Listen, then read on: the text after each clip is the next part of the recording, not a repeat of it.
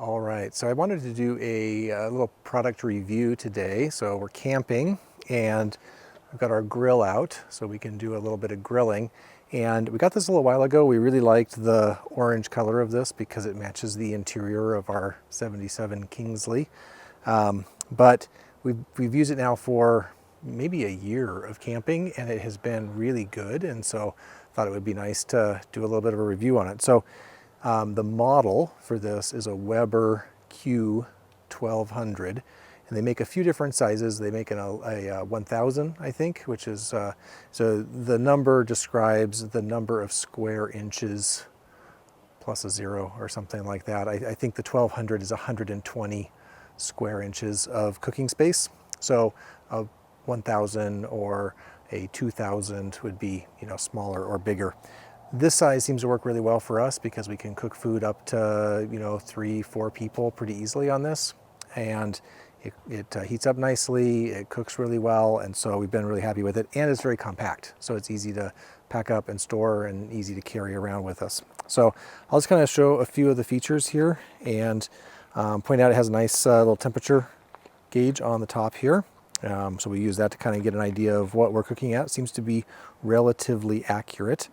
If I open it up, one of the nice features of this is the fold-out cooking or kind of prep surfaces on the sides here. So even though it's a really small, compact grill, it has some nice surfaces off to the side here. So if you're prepping something, you can kind of set it off to the side. So it gives you a lot more space than you would expect with such a small grill.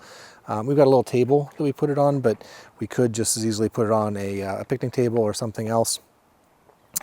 In the grilling surface, so it comes with two of these types of grills, and it's a pretty heavy, it looks like a cast iron type of grill. We also wanted a griddle because we'll cook eggs on this sometimes, or maybe vegetables or something that we don't want to fall down between the cracks here, and this works really well. On the right hand side here, so I'll kind of close this up, this is the dial to kind of light it and then adjust the temperature, and then it has on the other side a electronic ignition, so very quick, easy lighting.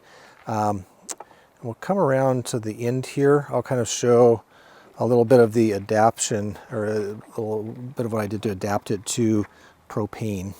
So this originally comes with a regulator on it, so you can connect it up to a little miniature propane bottle, which is great, except we had a low pressure line coming off our main propane tank on the motorhome. And so I set up a quick connect. I changed out some parts to remove that regulator so that I could just run low pressure propane directly into this, because I already have a regulator on my propane tank. I'll link the parts that I used for that. It was a really pretty simple change out. They make an adapter basically that connects directly up to this Weber grill. And yeah, with just a few kind of standard parts that you'd find and that kit, I was able to make that adaptation really quick. We're going to do some cooking, so I'm going to fire it up here and hit the igniter there, and it just lit just like that.